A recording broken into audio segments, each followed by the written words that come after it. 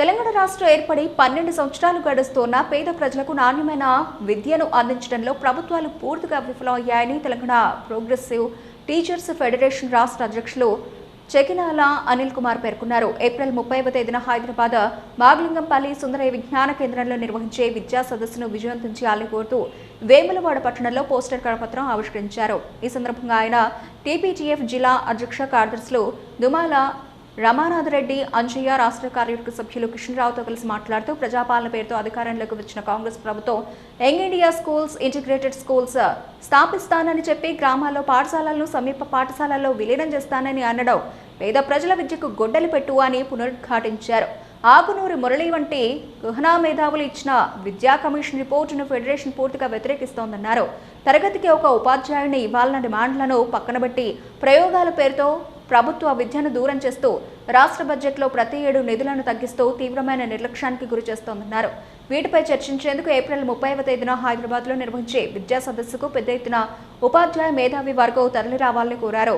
ఈ కార్యక్రమంలో Telangana progressive teachers federation బాధ్యులు మహేష్, తిరుపతి, అశోక్, శ్రీధర్, సంజీవ్ కుమార్, చెకినాల భాస్కర్, రాజేందర్, వెంకటేశ్వర్లు, శ్రీనివాస, సంతోష్, రజని, రాణి, దేవేందర్ తదితరులు హాజరయ్యారు.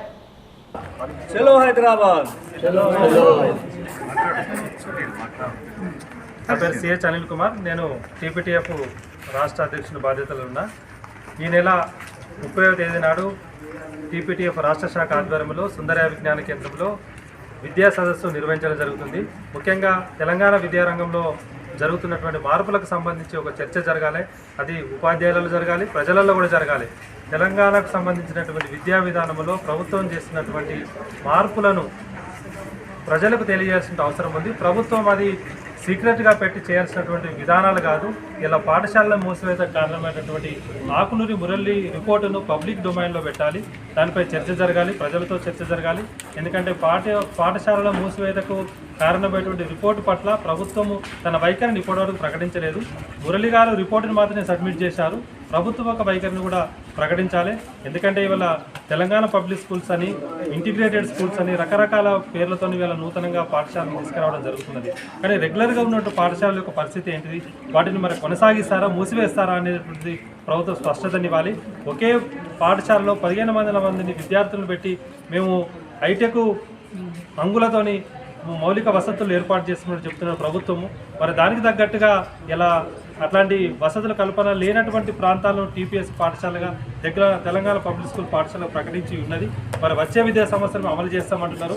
మరి 1 నుంచి 12 తరగతులు ఒకే దగ్గర అంటున్నారు. మరి దానికి శాస్త్రీయత ఏంటిది? ఇలా 10వ తరగతి పిల్లల యొక్క మానసిక స్థితి ఒక రకంగా ఉంటుంది. 11, 12 తరగతులు చదివేట ఒక మానసిక స్థితి విద్యార్థులు ఒకటి ఆ అడలోసెన్స్ ఏజ్లో ఇద్దరిని క్లబ్ చేసి ఒకే దగ్గర పెట్టడం, ఒకే కాంపౌండ్లో పెట్టడం అనేటువంటిది దానికి మరి ఎలాంటి జాగ్రత్తలు తీసుకుంటే ప్రభుత్వం స్పష్టలేదు. కాబట్టి ఇట్లాంటి పరిస్థితులలో తెలంగాణ ప్రోగ్రెసివ్ టీచర్స్ ఫెడరేషన్గా ఇలా విద్యా విధానంలో జరుగుతున్న మార్పులకు సంబంధించి ఒక చర్చ జరగని ఉద్దేశం కొద్ది ఏప్రిల్ 30 నాడు సుందరయ్య విజ్ఞాన కేంద్రం టీపీటీఎఫ్ రాష్ట్ర శాఖ ఆధ్వర్యంలో హైదరాబాద్లో జరుగుతున్నటువంటి రాష్ట్ర విద్యా సదస్సును విజయవంతం చేయాల్సిందిగా రాజన్న సిరిసిల్ల జిల్లాలోని ఉపాధ్యాయులందరినీ ఈ సందర్భంగా తెలియజేస్తున్నాం. అయితే మన విద్యారంగంలో అనేక సంక్షోభాలు ఈ మధ్య మనం చూస్తున్నాం. ఈ సంక్షోభాలన్నీ నివారించాలంటే మరియు మన యొక్క విద్యారంగ సమస్యలన్నీ పరిష్కరించాలంటే ఇలాంటి విద్యా సదస్సులను విజయవంతం చేయాల్సిన బాధ్యత మనపై ఉంటుంది. మన పీఆర్సీ పెండింగ్లోనే ఉన్నది, 5 డిఏలు పెండింగ్లోనే ఉన్నాయి. వీటన్నిటినీ సాధించుకోవాలంటే మనం ఖచ్చితంగా విద్యా సదస్సును విజయవంతం చేసుకోవాలి. అదేవిధంగా చూసినట్టయితే ఇందాక అధ్యక్షుల వారు చెప్పినట్టుగా విద్యా కమిషన్ రిపోర్టు మీద ప్రభుత్వం తన వైఖరిని ప్రకటించాలి. అంతేకాకుండా విద్యా కమిషన్ ఇచ్చిన కమిషన్ రిపోర్టును అమలు చేస్తుందా, అమలు చేయలేదా అనే విషయం కూడా తెలియడం లేదు. అధికారులేమో ఒకవైపు విద్యారంగంలో పెను మార్పులు చేస్తున్నామని చెప్పుకుంటూ అనేక సర్వేలు అయితే చేస్తున్నారు గ్రామాలలో, కాలేజీలకు అప్గ్రేడ్ చేస్తాం స్కూళ్ళను అని చెప్పి. కానీ ఇంతవరకు అధికారికంగా ఎలాంటి నోట్ రావడం లేదు. కాబట్టి వీటన్నిటి సమస్యల మీద మనకు ఒక క్లారిటీ రావాలంటే మనం విద్యా సదస్సులో ఒక మినిట్స్ ఏర్పాటు చేసుకొని ఆ మినిట్స్ రూపంలో ప్రభుత్వానికి మనం నివేదిస్తాం. కాబట్టి ఆ మినిట్స్ చాలా ముఖ్యమైనవిగా ఉంటాయి.